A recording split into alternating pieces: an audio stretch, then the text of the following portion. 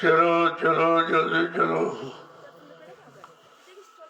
दौड़ के आओ, सत्संग का समय हो गया। सब लोग सामने आके बैठो। एक एक वचन वाणी को बड़ी सावधानी के साथ सुनो। जब सत्संग वचनों को सुनोगे तो धीरे धीरे समझ आने लगेगी कि अच्छा क्या है, बुरा क्या है, पाप क्या, पुण्य क्या, असली क्या, नकली क्या, ये सब जानकारी सत्संग वचनों से हो जाएगी। सत्य की जानकारी के लिए ही इस कलयुग में संत महापुरुषों ने सत्संग जारी किया और सबके कान तक आवाज पहुंचाई कि सत्य और झूठ को समझ लो, अच्छाई बुराई को समझ लो, पाप उनको समझ लो और उससे अलग हो जाओ।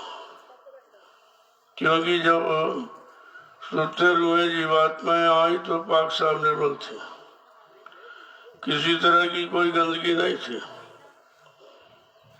लेकिन धीरे धीरे जब आ रही तो उस पर गंदगी तो अभी कोई नहीं है, गंदगी तो मन में है।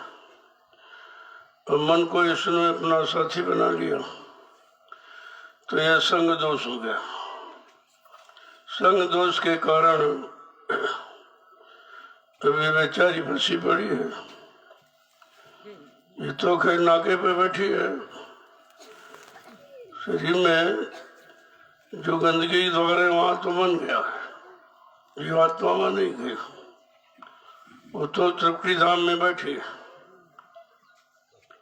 लेकिन वहीं बैठ के मन का इंतजार कर रही है, क्योंकि उसने वादा किया था जब सतलोक से नीचे आई तो त्रिकुटी धाम में जहाँ मन का स्थान है वहां पर मन को साथी बना लिया और कहा चलो हम तुम दोनों नीचे चलेंगे, घूम करके वापस चले आएंगे।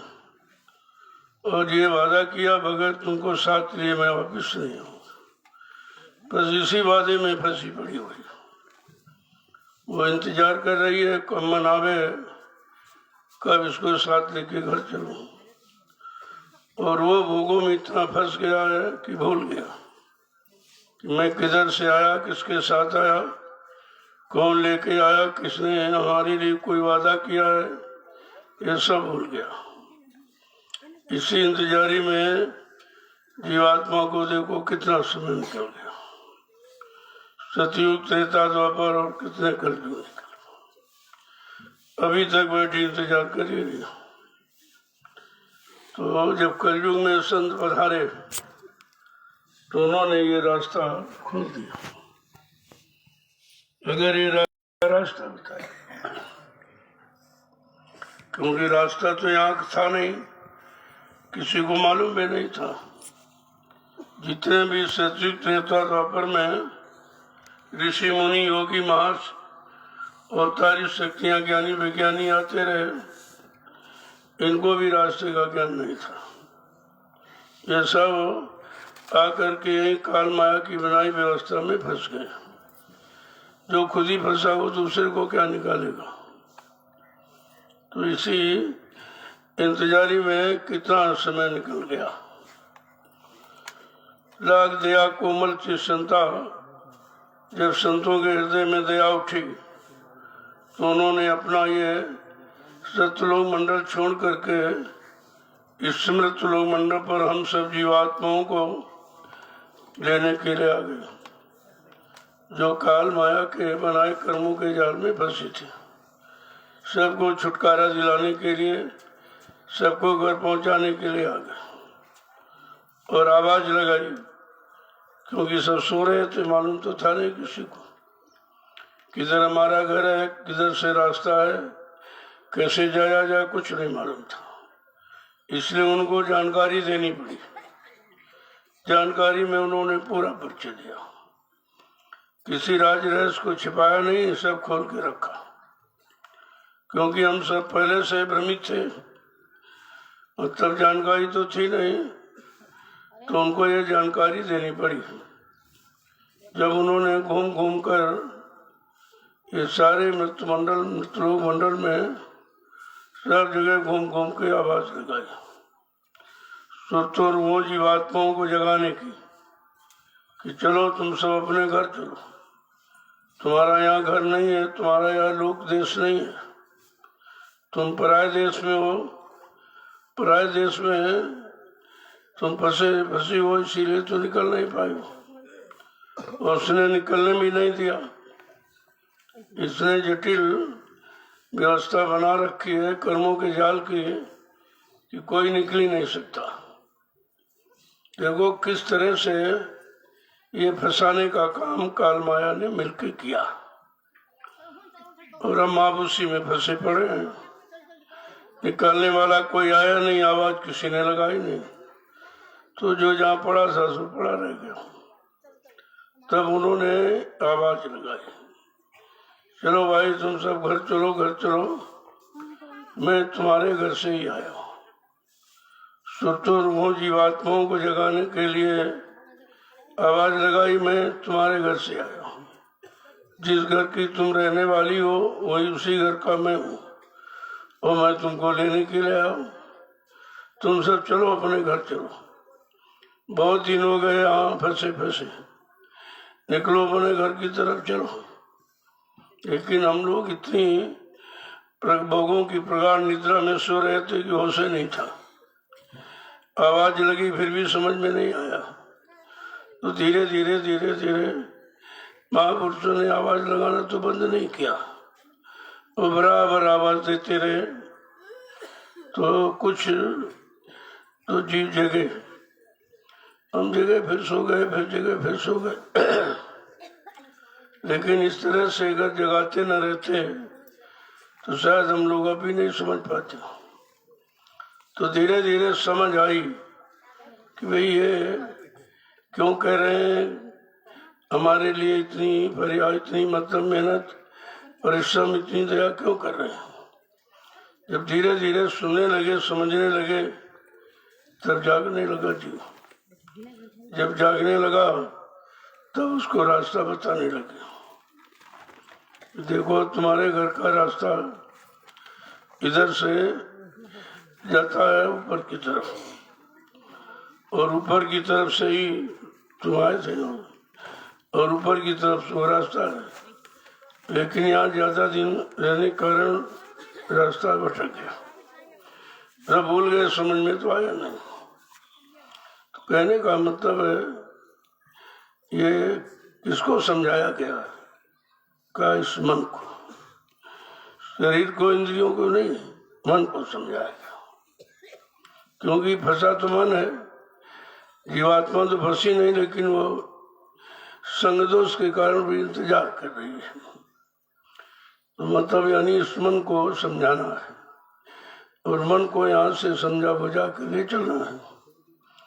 लेकिन ये इसने हमें आपको पकड़ के रखा है, और हमेशा उसी तरफ ले जाता रहा जहाँ फंसने का स्थान है, जिनको भोगों कहते हैं।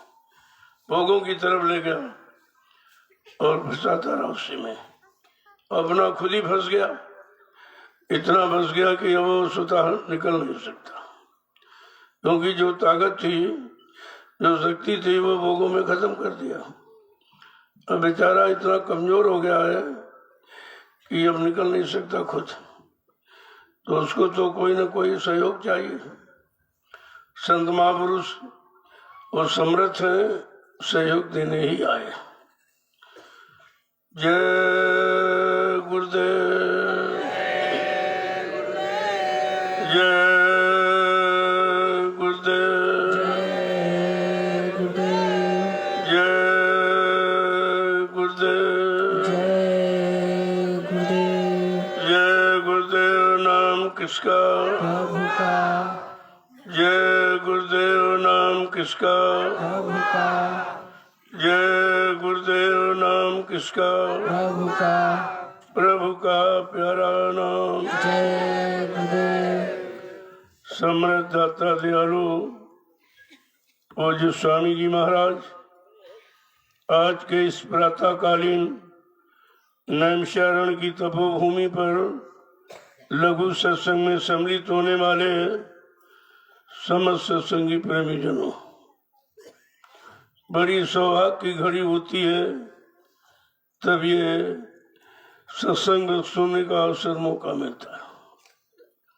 महापुरुषों ने इसीलिए तो कहा, जब करोड़ों जन्मों की तपस्या, करोड़ों जन्मों के पुण्य, करोड़ों जन्मों की सेवाएं जब जीव की एकत्र हो जाती हैं और उनका उदय होने का वक्त आता है, तब ये पावन घड़ी हमें आपको मिलती है।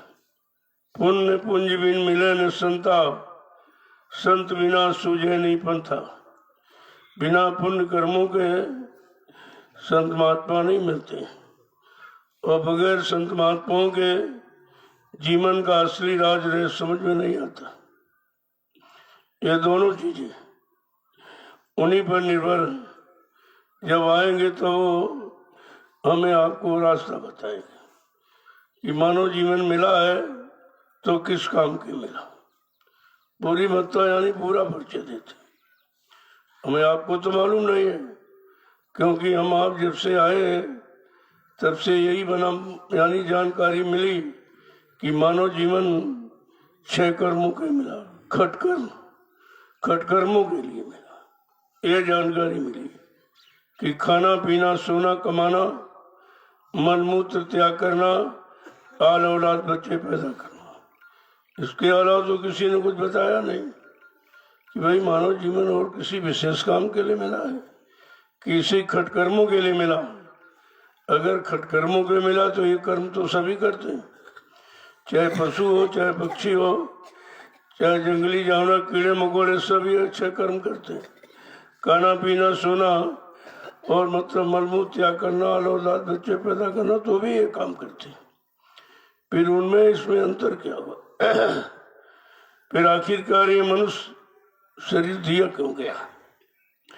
जब इस पर विचार करोगे तो अपने जीवन के बारे में कुछ समझ सकोगे कि नहीं नहीं, ये मानव जीवन इसके लिए नहीं मिला, ये परमात्मा प्रभु की प्राप्ति के लिए मिला। अब ये परमात्मा प्रभु की प्राप्ति कराने वाले, बताने वाले कोई जानकार संत महात्मा फकीर मिल जाए, उनसे जानकारी मिले तब तुम कुछ कर सकते हो। क्योंकि यहाँ जितने आए सबने सब बेचारे फंसे रहे खटकर्म में। चाहे ऋषि मुनि हो, चाहे योगी महर्षि हो, चाहे कोई ब्रह्मचारी हो, चाहे अवतारी शक्ति हो, चाहे ज्ञानी विज्ञानी हो, ये जितने आए सब इसी खटकर्मों में ही फंसे रहे। ये सत्कर्म तो किसी के नहीं जाना नहीं। सातवां कर्म क्या है? जीवात्मा जगह परमात्मा से मिले, अपने घर पहुंचे। ये सत्कर्म के लिए, सच्चे कर्म के लिए, सत्य कर्म के लिए ये मानव शरीर हमें आपको मिला। लेकिन हमें आपको इस शरीर की कीमत यानी करने वाले, बताने वाले कोई मिले नहीं, तो हम सब जैसे के तैसे फंसे रहे वहां। अब ये संत महापुरुषों से जानकारी मिली है कि मानव शरीर इन खटकर्मों के लिए नहीं मिला, सत्कर्म के लिए मिला। जब सत्कर्म की जानकारी हुई तब धीरे धीरे हम उस पर सोचने विचारने लगे और कुछ चलने का प्रयास करने लगे। लेकिन 6 कर्म करते करते इतना लंबा समय निकल गया तो हमारा अभ्यास तो खटकर्मों का था, सत्कर्म का तो कोई अभ्यास था नहीं। तो जिसका अभ्यास होता उसी तरफ चल पड़ते हैं। ये हम आदी हो गए, हमारी आदत उधर बन गई। अब इधर ही आदत कैसे बने, खटकर्म को कैसे समझा जाए और खटकर्म को कैसे किया जाए। जब सत्संग वचनों को सुना तब ये जानकारी सब मिली। कहने का मतलब ये है, अगर सत्संग जारी न किया गया होता तो सत्कर्म की जानकारी नहीं होती कि भाई 7वां कर्म क्या है। 6 कर्म तो सभी बताए, सबने किए, सब रात दिन वही कर ही रहे, लेकिन सत्कर्म केवल संत महापुरुषों ने बताया। जो सत्य देश सचखंड से आए उन्होंने सत्कर्म की जानकारी दी। जब जानकारी मिली तो पहले तो शंका हुआ कि भाई कोई नहीं बताया, किसी ने नहीं कहा, कहीं कोई लिखा पढ़ी नहीं, ये क्या कहते हैं, ये क्यों कहते हैं। लेकिन जब लगातार सत्संग वचनों को सुनते रहे तो धीरे धीरे धीरे धीरे धीरे कुछ समझ पैदा हुई, कुछ जानकारी हुई, कुछ उसकी तरफ मुड़े और धीरे धीरे चलने लगे। लेकिन काल माया तो पीछे खड़ी है, वो तो गिराने डिगाने के चक्कर में कि भाई ये किधर जा रहा है, ये हमारे इन बनाए रास्तों से अलग क्यों हो रहा, और ये अलग चला जाएगा तो ये फंसेगा कैसे, और फंसेगा नहीं तो हमारा राज कैसे चलेगा। तो उसको अपनी चिंता है, काल माया को अपनी चिंता है। और जो सतलोक सचखंड से दयाल पुरुष है उनको निकालने की चिंता। अब ये दोनों की होड़ हो गई कि काल फंसाने के लिए, दयाल निकालने के लिए। अब हम फंसाने वाले की बात सुनते रहे, समझते रहे, करते रहे, उसी को विश्वास मानकर हम रह गए। अब दयाल तो कभी आया नहीं और दयाल ने कभी वचन भी नहीं फरमाए, जानकारी मिली नहीं कभी, तो उनके वचनों की तरफ कम ध्यान दिया। लेकिन धीरे धीरे धीरे वो लगे रहे, मेहनत करते रहे, सुनाते रहे, समझाते रहे, बताते रहे, चिताते रहे, तो अब कुछ समझ धीरे धीरे आने लगी। जियो देखो, इसमें भी लंबा समय निकल गया, लगभग 750 वर्ष पूरे होने जा रहे। तब से ये रास्ता दयाल देश का दयाल पुरुषों के द्वारा मिला, इसके पहले तो मिला नहीं था। तो हम सब के सब भटके हुए थे, और ये भटकाने वाला अपना मन ही है, दूसरा कोई नहीं, कोई अड़ोसी पड़ोसी नहीं भटका रहा। ये मन जो अंदर बैठा, ये अंदर ही बैठा, कोई दूर नहीं है, उस अंदर में बैठे मन को हम अभी तक नहीं समझ पाए कि भटकाने वाला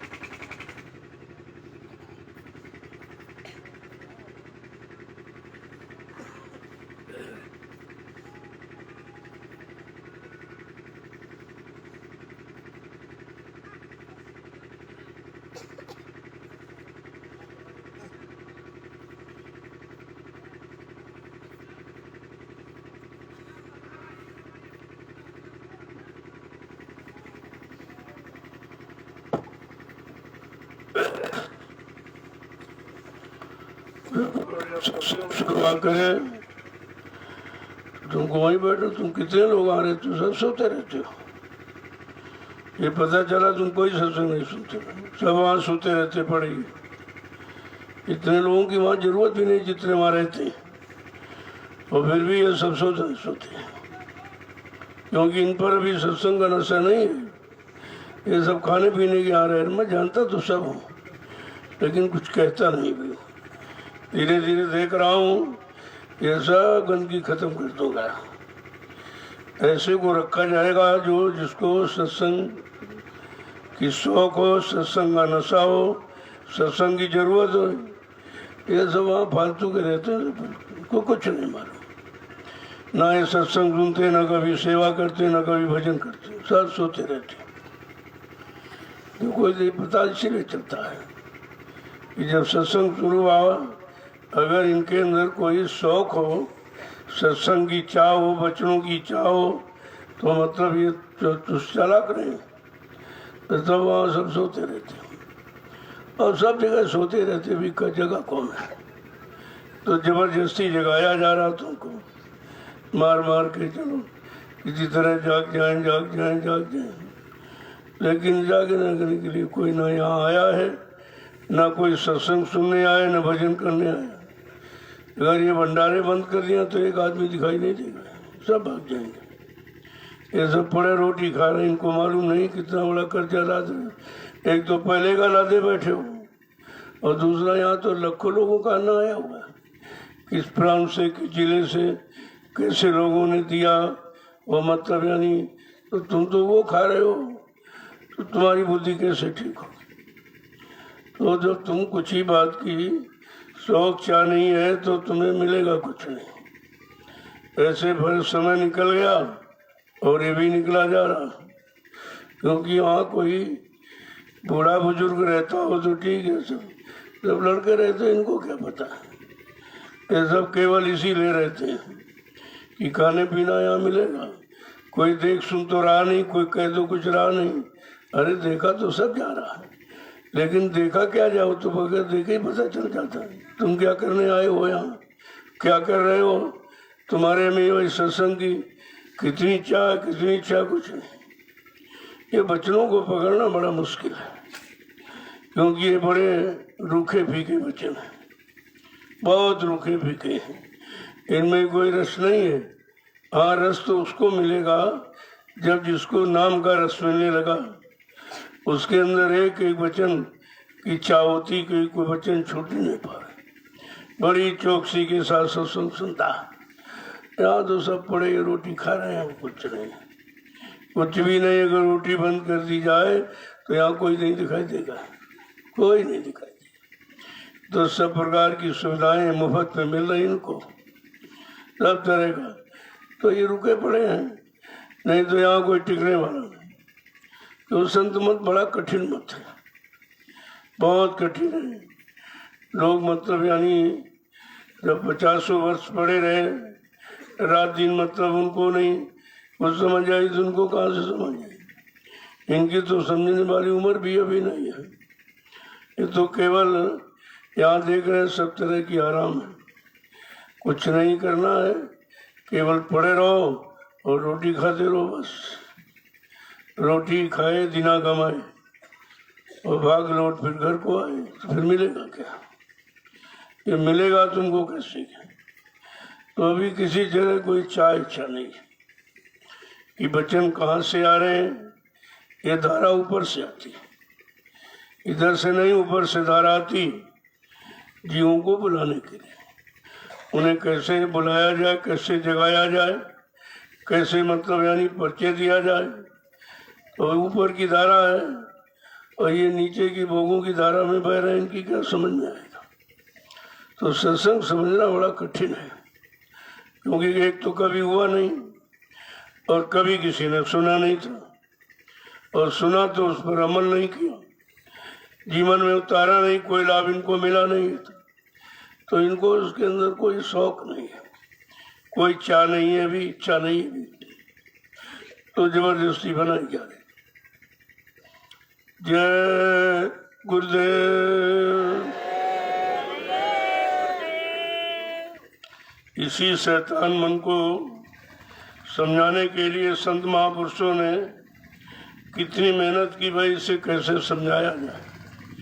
क्यों? इसके अंदर समझ और पकड़ चाह इच्छा तो अभी भोगों की है, नाम योग की तो इच्छा है नहीं भी, और ना नाम योग को ये पकड़ना चाहता है, क्योंकि नाम योग को पकड़ने में उसको कठिनाई दिखाई दे रही, बिल्कुल बेरुख है, इसमें कोई रस नहीं है, कुछ मिलता नहीं तो बेचारा। तभी तो जहाँ कथा होती हर की वहाँ न लागे रुचि नर की, या सोवे या बातें करे इधर उधर की। बस ये दो काम करते हो, या तो सो जाओगे या तो मन इधर उधर भग जाएगा। अभी बच्चों की तरफ चाह नहीं है, बच्चों की पकड़ की अभी कोई शौक इच्छा थोड़ी तुम्हारे अंदर, तो जबरदस्ती है महापुरुष बनाते रहते हैं, बन जाए शायद बन जाए, शायद अब घूम के आ जाए, शायद अब करने में लग जाए, तो इसी प्रयास में लगे रहते हैं। अब अगर तुम्हारे जैसे हो तो फिर तुम कुछ नहीं समझोगे। अगर वो अपने पर आ जाए तो यहाँ एक भी आदमी नहीं टिकेगा, एक भी टिकने वाला नहीं है। वो तो भी तुम्हारी तरह सीधे साधे बने रहते हैं, मतलब यानी तुम्हारी सुनते रहते हैं और तुम्हारे अनुसार काम भी करते रहते हैं, जिससे तुम चलते रहो। अगर वो अपने तौर तरीके में आ जाए और अपने काम पर तो यहाँ कोई नहीं टिकेगा। यहाँ एक भी अभी कोई टिकने वाला नहीं, सब मनमानी करते हैं। इनके मन के अनुसार हो जाए तो ठीक, न मन के अनुसार तो अलग हो जाएंगे। अभी कहाँ पकड़ है वचनों की, अभी कहाँ नशा चढ़ा नाम का, अभी कहाँ भक्ति का रस मिला है, तो कुछ हुआ ही नहीं। तो ये मन को समझाने के लिए महापुरुषों ने रास्ता रखा है सत्संग वचनों का। अब से मन तो सबके अंदर है, अगर सब लोग इसी तरह अपने अपने मन को समझाने लगो तो काम करने में देर नहीं है। लेकिन तुम इधर उधर समझाओगे, दूसरों को सुनाओगे, लेकिन मन को कभी नहीं सुनाते हो, न मन को कभी समझाते हो, न मन को तुम कभी राजी कर पाते हो, न इधर की तरफ लगा पाते हो। वो तो जबरदस्ती खींचातानी में आ जाते हो तो सुनने लगते कुछ। तो महापुरुषों ने मन को समझाने के लिए कैसे इशारे किए, जरा दो वचन सुन लीजिए, क्योंकि मन तो हमारे आपके अंदर भी वही है। हमें आपको अपने मन को कैसे समझाना चाहिए। पूजा पाठ करके तो आप समझा नहीं पाए, तीर्थ व्रत में जाके भी नहीं समझा पाए, गंगा स्नान करके भी इसकी भोगों की गंदगी नहीं उतार पाए, ये बाहर से तो कोई काम हुआ नहीं।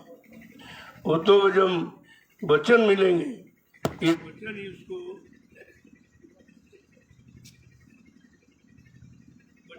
निकलेंगे।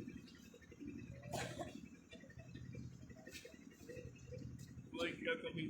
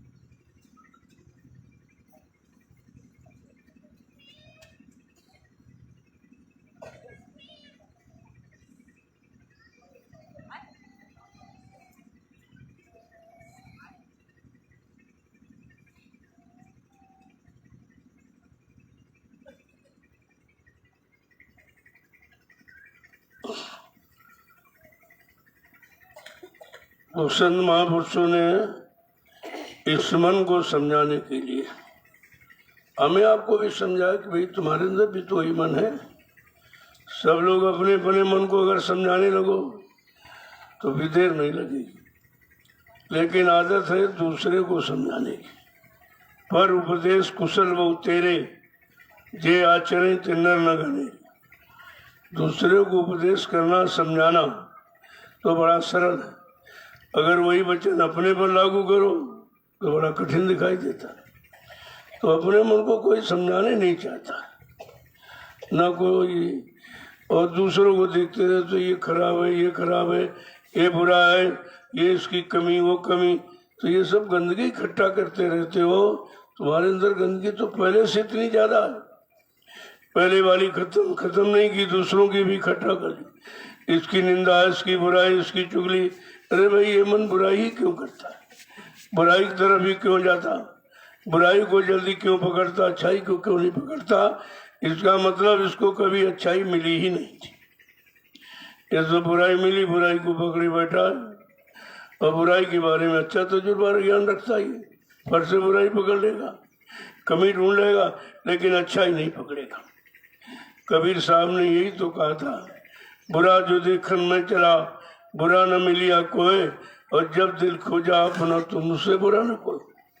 जब अपने को देखा तो अरे भाई, इससे तो कोई बुरा नहीं। अपने में जब बुराई होती है तो तुम्हारी अच्छाई, बातों से, वचनों के कहने का असर लोगों पर नहीं पड़ेगा। एक बार गांधी महात्मा के पास एक सेठ आया, उसका अकेला लड़का था, तो वो सब जगह डॉक्टर वैद्य हकीमों के पास गया, किसी ने नहीं ठीक किया। बीमारी क्या थी, वो गुड़ बहुत खाता था। अब गुड़ खाने की बीमारी को डॉक्टर चाहते भाई ठीक कर देगा। आदत ठीक करना ये किसी डॉक्टर वैद्य हकीम की बस की बात नहीं, वो तो संत महापुरुष ही आदत को ठीक कर सकते हैं, वो भी मन की आदत को। तो मतलब वो जब सेठ आया, कहा भाई मैंने आपका नाम सुना महात्मा हूँ, तो हमारा बच्चा ये गुड़ खाता है, इसका कोई इलाज है आपके पास? क्योंकि डॉक्टर वैद्य के पास मैं सब जगह घुमाया। किसी ने कहा भाई ये बीमारी, कोई बीमारी तो है नहीं, ले तो आदत है। भाई आदत हम नहीं ठीक कर सकते, क्योंकि बुरी आदतों में सभी फंसे पड़े, वैद्य डॉक्टर हकीम कोई भी हो। वो मन की जो भोगों की आदत, तो उनकी भी वही आदत है, वो भी इससे ठीक नहीं है।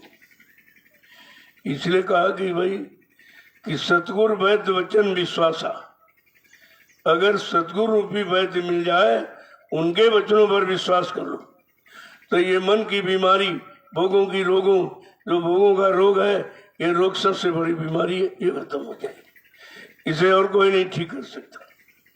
तो सेठ ने कहा भाई आपको लोग महात्मा कहते हैं, मैंने सुना, चलो भाई महात्मा के पास चले। तो गांधी जी सोचने लगे कि ये तो आदत हमारे में भी, मैं भी तो गुड़ खाता हूँ, तो हमारे अंदर खुद ही वो आदत, तो हमारा असर इस पर नहीं पड़ेगा। तो कहा जाओ भाई 3-4 महीने के बाद आना। सेठ ने कहा चलो, इतना समय निकल गया, 3-4 महीने बीत जाएंगे। जब 3-4 महीने के बाद आए, तब तक गांधी जी ने गुड़ छोड़ के देख लिया कि भाई इसको छोड़ने से क्या तकलीफ, क्या परेशानी होगी। उन्होंने उसका अनुभव कर लिया।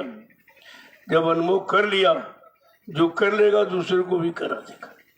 केवल पढ़ा सुना तो सुधार नहीं कर सकता, पढ़ने सुनने से सुधार थोड़ी होगा।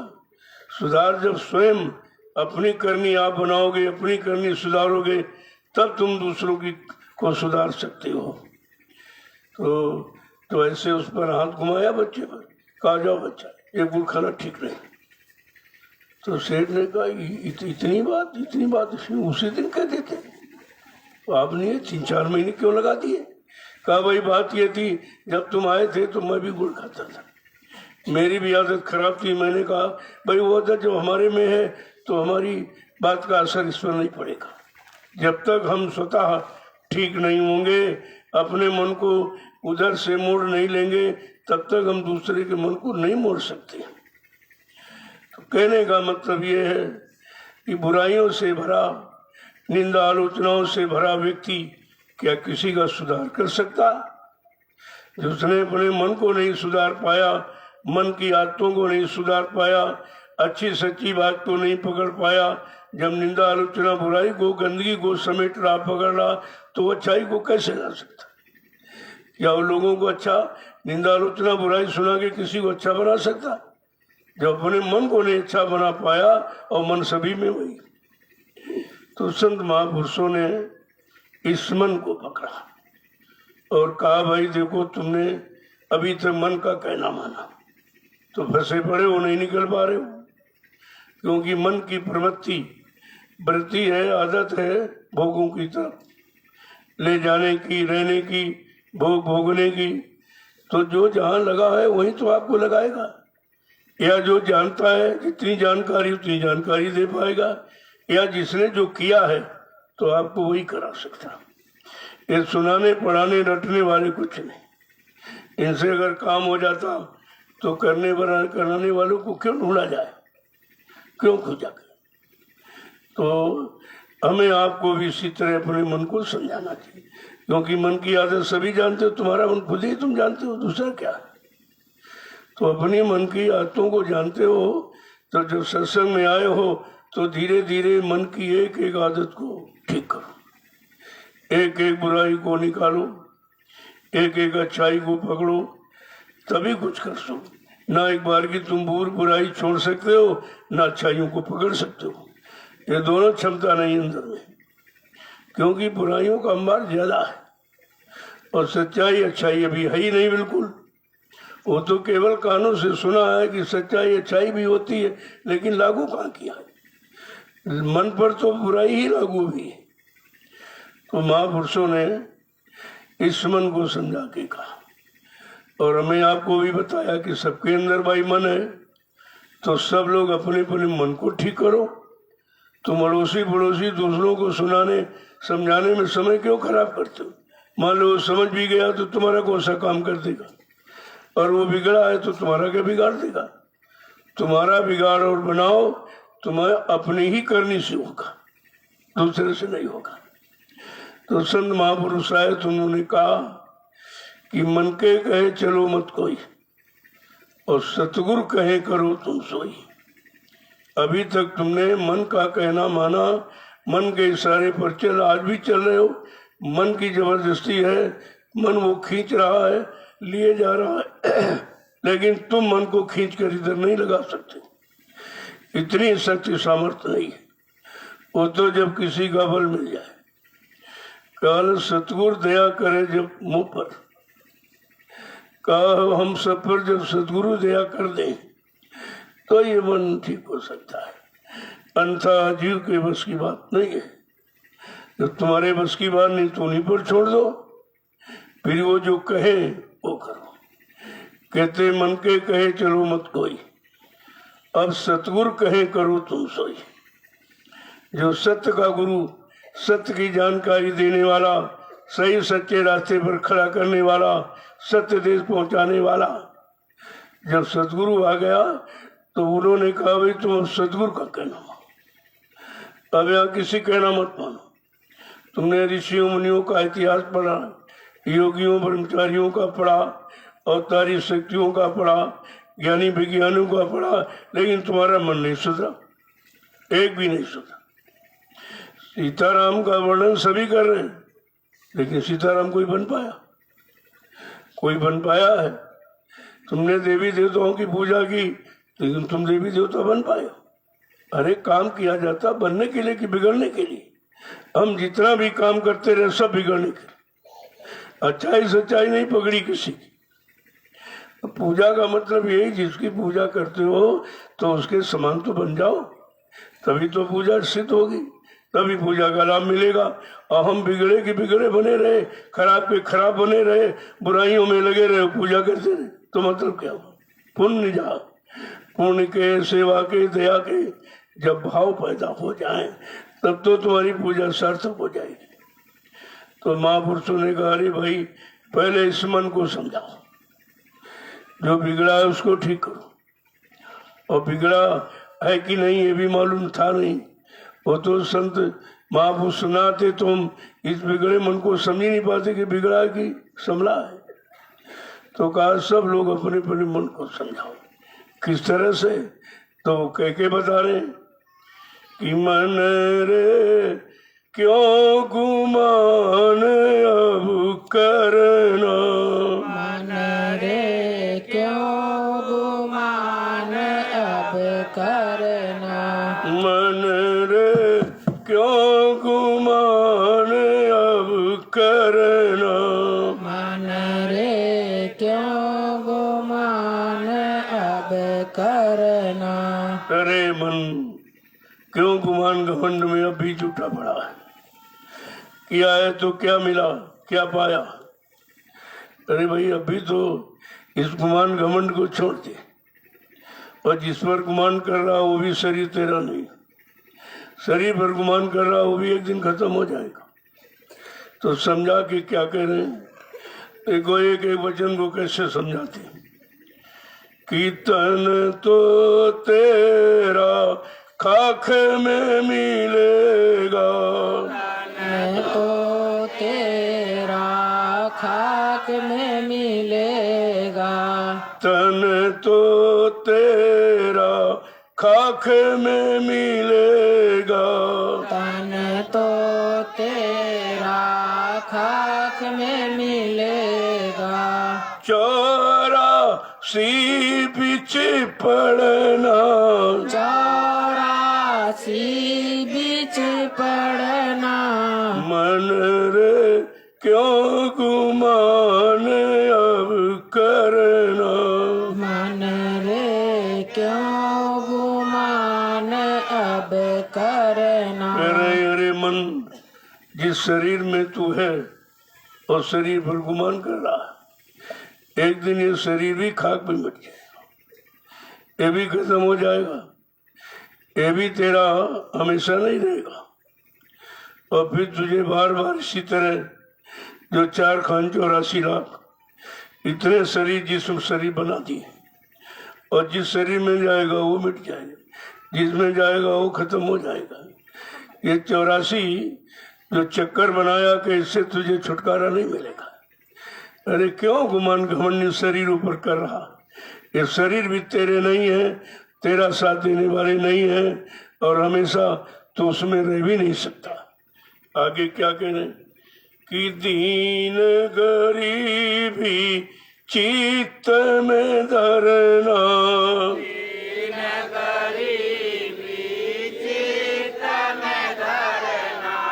दीन गरीबी चित्त में धरना,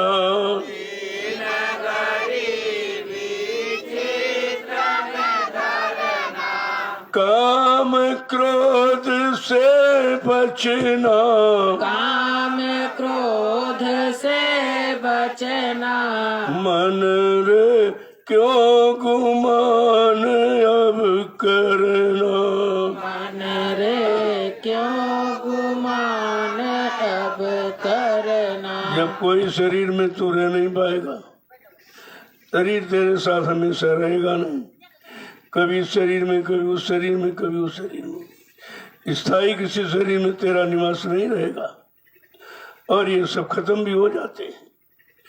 तो ये गरुड़ गुमान तू किस पर कर रहा? जो तेरा है नहीं, तो उसमें हमेशा रह नहीं सकता, वो तेरा साथ हमेशा देगा नहीं, तो इस पर झूठा ये गुमान घमंड क्यों कर रहा? अरे जरा दीन गरीबी धार ले, जरा दीनता में आ जा, इस गरुड़ गुमान के नशे को उतार जो तुझे खराब कर रहा है, भोगों की तरफ घसीट रहा, फिर उसी में फंसा रहा है। जरा इस गुमान घमंड से दूर हो जा, दीन गरीबी चित्त में धरना। अगर तू अपने आप को संभलना और बनाना चाहता है, भोगों से अलग करना चाहता है, पाक साफ निर्मल पवित्र बनाना चाहता है, तो दीन गरीबी जो तेरा सच्चा भाना है उसे धारण कर, और काम क्रोध से बच। ये सबसे बड़ी शत्रु है आपका, सबसे बड़ा शत्रु है काम। तो जिसने सारी सृष्टि को फंसा के रखा, सब सृष्टि उसी में फंसी पड़ी, काम में। और दूसरा क्रोध खड़ा हुआ, जब काम की पूर्ति नहीं हुई तो क्रोध आ जाएगा, अगर पूर्ति आ जाए तो मोह पैदा हो जाए। देखो सब फंसने का जाल है, एक दूसरे से कैसे जुड़े हैं जंजीर की तरह। जैसे जंजीर एक कड़िया दूसरे से जुड़ी है, इसी तरह से कहते काम से बचना बड़ा मुश्किल है, और काम अगर पूर्ति न हो तो क्रोध पैदा हो जाएगा। देखिए दोनों है, और अगर काम की पूर्ति होती रहे तो आपको मुंह हो जाएगा, लोमोह खड़ा हो जाएगा। किस तरीके से समझा के कह रहे हैं कि अरे मन, जिन जिन शरीरों में तू गया और आज भी शरीर में बैठा है, वो शरीर भी तेरे काम नहीं आता, वो भी एक दिन तेरा पीछे छोड़ देते, साथ तेरा साथ शरीर भी छोड़ देता। जिस शरीर में रहकर तू गुमान घमंड कर रहा है, तो जरा आजा इधर घूम करके, दीन गरीबी धार तेरे भले की कहूँ। अगर तू अब भी अपना भला चाहता है तो ये भोगों के गरुड़ गुमान घमंड को छोड़ दे, तेरे नहीं है। और ये दीन गरीबी दार तेरे में भलाई की बात करता हूँ, इसमें तेरा भला है, इसमें तेरा कल्याण और लाभ है।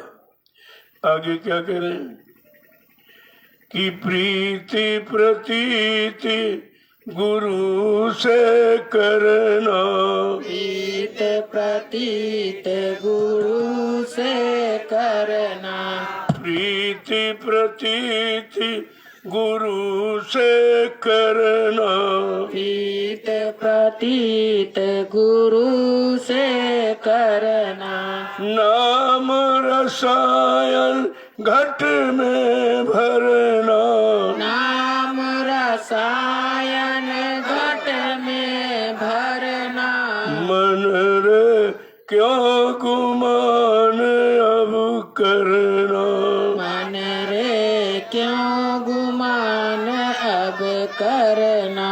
जिन भोगों से तूने प्रीति की वो तुझे खत्म कर रहे हैं, तेरे शक्ति को नष्ट कर रहे हैं, फिर भी तू नहीं समझ पा रहा कि हम खराब हो रहे हैं कि अच्छे बन रहे हैं, हम बर्बाद हो रहे हैं कि संपन्न हो रहे हैं। कहा अगर सच्ची प्रीति प्रतीत करना तो गुरु से करो, जो तेरे भलाई के लिए आए, तेरे उद्धार कल्याण के लिए आए, तुझे भोगों के शरीरों से निकालकर तुझे तेरे असली घर पहुंचाने आए। उनसे प्रीत प्रतीत कर, और जो नाम रसायन, नाम जड़ी बूटी है जो तुझे भोगों की बीमारी, रोग को खत्म कर सकती है। सबसे बड़ा रोग तो भोग का है।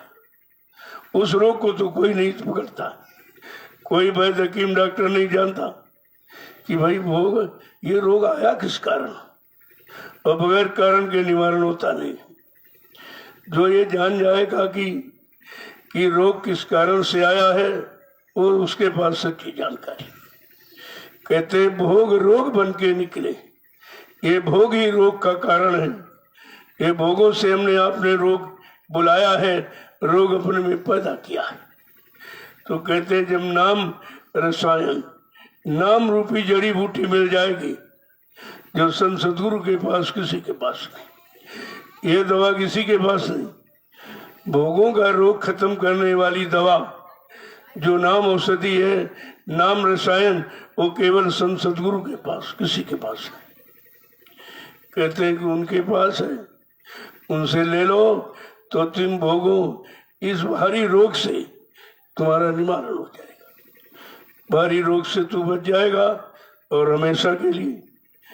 आगे क्या करें समझा के कि वो मन मलिन के कहे न चलना, मन मलिन के कहे न चलना, मन मलिन के कहे न चलना, मन मलिन के कहे न चलना। गुरु का वचन ये बिच धरना, गुरु का वचन हिये बिच धरना।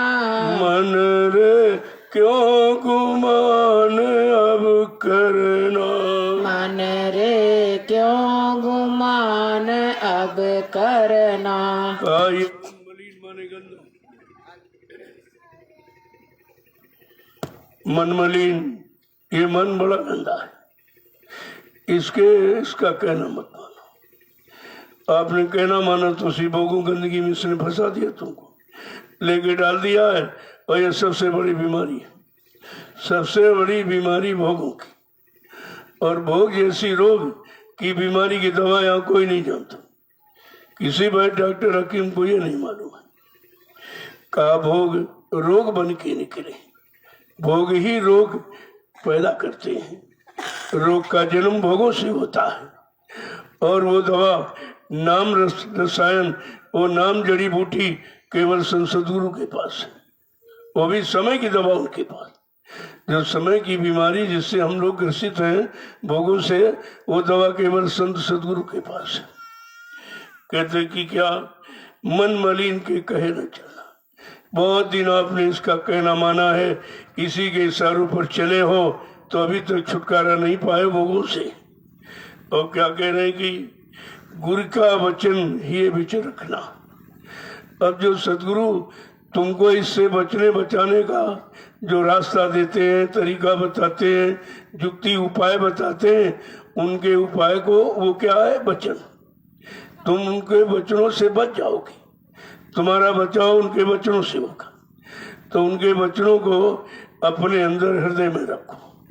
जब अंदर में वचन बने रहेंगे, वचन की याद बनी रहेगी, तो ये कोई भोग तुमको फंसा नहीं सकता है, फिर कोई रोग तुम्हारे अंदर पैदा नहीं होगा। आगे क्या कह रहे हैं कि ये मतिमंद गहे नहीं सरना, ये मत मंद गहे नहीं सरना, ये मतिमंद गहे नहीं सरना, ये मत मत मंद गहे नहीं शरणा लोभ बढ़ाए उदर को भरना लोभ बढ़ाए उदर को भरना मन रे क्यों गुमान अब करना मन रे क्यों गुमान अब करना। कहता है ये मंद बुद्धि वाला मन ये गुरु के वचनों को कभी नहीं समझता, कभी सुनना ही नहीं चाहता, क्योंकि वो इस वचनों में कोई रस तो उसको मिलता नहीं, क्योंकि इन वचनों में यमी रस है और वो विषय रस पी रहा। विषयों के रस का पान करने वाला यमी रस कैसे पिएगा, कैसे पिएगा?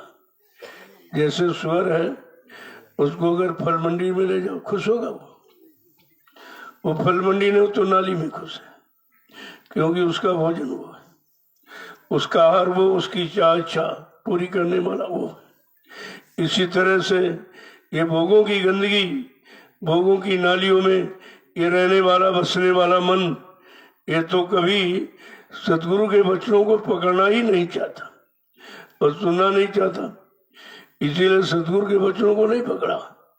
काल के वचन जो निंदा आलोचना बुराई फट से पकड़ लेगा। जो इन वचनों को पकड़े वो समझ लो काल का जीव, वो दयाल का जीव नहीं, काल का जीव। दयाल का जीव दयाल के वचनों को पकड़ेगा, दयाल की करनी करेगा, वो काल की करनी क्यों करेगा? यही तो पहचान है। जो नहीं माने हुकुम हमारा, उनके मन को काल समारा। जो मेरे हुकुम आदेश को न मानता, न सुनता, न विश्वास करता है, और वो काल का जीव है। अपने अपने वचन अपने अपने अनुसार, अपने मनमुखी होकर लाभ पाने के लिए मन के अनुसार मिलने वाले सामान मसाले की तरफ ले जाए लगा रहेगा और जीवों को भी घसीटता रहेगा। लेकिन तुम ऐसे लोगों से सावधान रहो, ये काल के जीव है। कहते ये मतिमंद गहे नहीं सरना। ये मतिमंद, ये मतलब यानी ये बुद्धिहीन, विवेकहीन, चरित्रहीन, ये मन कभी भी गुरु की शरण में आना पसंद नहीं करता, कभी उनके वचनों को सुनना पसंद नहीं करता। और कहते निरंतर लोभ बढ़ाता रहता, लोभ मुंह बढ़ा बढ़ कर पेट भरता रहता है। पेट भरने के अलावा कोई काम नहीं, और ये पेट कभी भरता नहीं। सुबह भरो दोपहर के खाली, दोपहर भरो शाम को खाली, शाम को करो सुबह भर खाली, ये तो खाली खाली रहता है। इस कुआं को तुम भर नहीं सकते हो। यही तो काल की सबसे बड़ी चाल, ऐसा लगा दिया तुम्हारे साथ, और इसी के भरने में पूरा जीवन निकल गया, और ये कभी भरा नहीं। और भरने का भी तरीका नहीं मालूम कि भाई इसका जो असली भोजन है वो डालो तो ठीक है, लेकिन भोजन का भी मालूम नहीं। और फिर ये भी नहीं मालूम कि सच्चाई ईमानदारी से इसको भरा जाए तो ये कुछ ठीक रहेगा, उसमें भी बेईमानी। इनको लूटा, उनको ठगा, झूठ बोला, छल कपट, धोखा दिया, तरह तरह से इस पेट को भरने की कला सीखते रहते हो, और मन उसी की तरफ लगाता रहता, तो ये पेट कभी भरता नहीं। आगे समझा के क्या कह रहे हैं? तुम मानो मत इसका कहना, तुम मत मानो इसका कहना, तुम मानो मत इसका कहना, तुम मानो मत इसका कहना। इसके संग जगत विष गिरना, इसके संग जगत बीच गिरना। मन रे क्यों गुमान अब करना, मन रे क्यों गुमान अब करना। इसलिए स्पष्ट कह रहे हैं कि तुम इस शैतान मन का कहना ही क्यों मानते हो? इतने दिनों से कहना मान के देख लिया है, ये भोगों की गंदगी सिवा और कहीं नहीं लगाता, उधर ही भला भगाता रहता। और फिर जो भोगों में फंसा देगा तो रोगी बना देगा, यानी कमजोर हो जाओगे, शक्तिहीन हो जाओगे, बलहीन, तो फिर आप कुछ कर नहीं पाओगे। तो कहते हैं इसे तुम मत मानो इसका कहना, और जब इसका कहना माना है तो जगत भी फंसे रहे। इसी संसार में 4 खान 84 लाख नरकों की योनियों में फंसने के सिवा इसने कुछ दिलाया ही नहीं। इसके साथ रहने में, चलने में, इसका कहना मानने में, इसी 4 खान 84 लाख नरकों की योनि में फंसे रहो, कभी छुटकारा नहीं मिलेगा। आगे क्या कह रहे, कि इस मूर्ख को समझ पकड़ना, इस मूर्ख को समझ पकड़ना, इस मूर्ख को समझ पकड़ना, इस मूर्ख को समझ पकड़ना, गुरु के चरण कभी न बिसरना, गुरु के चरण कभी न बिसरना, मन रे क्यों गुमान अब करना, मन रे क्यों गुमान अब करना। ये मूर्ख है, इसको समझ के पकड़ के रखो।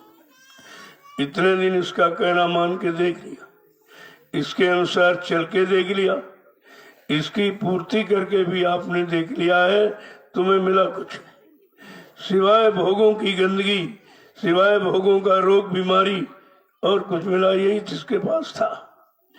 कहा इसको समझ के और पकड़ करके रखना, और तुम गुरु के वचनों को कभी मत भुलाना। अगर उनके वचनों को भूल गए तो ये फिर तुमको घसीट के उधर ले जाएगा। सतगुरु के वचन ही हमें आपको मन की शैतानी से बचा सकता है, और कोई नहीं बचा। पूजा पाठ ने तो नहीं बचा पाए। जो भी अपने आपने शरीर इंद्रियों से जो भी शुभ कर्म, अच्छे कर्म जो भी किए, उससे मन कभी सुधरा नहीं, मन कभी ठीक नहीं हुआ। कहा इसलिए गुरु के वचनों को पकड़ के रखना। जब गुरु वचन पकड़े रहोगे तो इसकी भोगों की पकड़ ढीली हो जाएगी, फिर ये उधर की तरफ जाना बंद कर देगा। आगे क्या कह रहे हैं, कि गुरु का रूप नयन बिच धरना, गुरु का रूप नयन बिच धरना, गुरु का रूप नयन बिच धरना, गुरु का रूप नयन बिच धरना, सूरत शब्द से नभ पर चढ़ना, सूरति शब्द से नभ पर चढ़ना, मन रे क्यों गुमान अब करना, मन रे क्यों गुमान अब करना। आज तक जितने चेहरे अपने मन में बसाए आंखों में, उन चेहरों से तुम्हारा कोई काम नहीं। उन चेहरों ने घसीट करके तुम्हें गलत रास्ते पर ही लगाया है। अब का केवल गुरु का वो स्वरूप अपने नैनों में बसा लो, तो ये जितनी गंदगी पहले की बसी है वो भी खत्म हो जाएगी, और आगे कोई गंदगी आने नहीं पाएगी। ऐसा गुरु का स्वरूप है। जब उस स्वरूप को बसा लोगे तो कोई ये नकली स्वरूप उसके आगे टिकने वाले नहीं।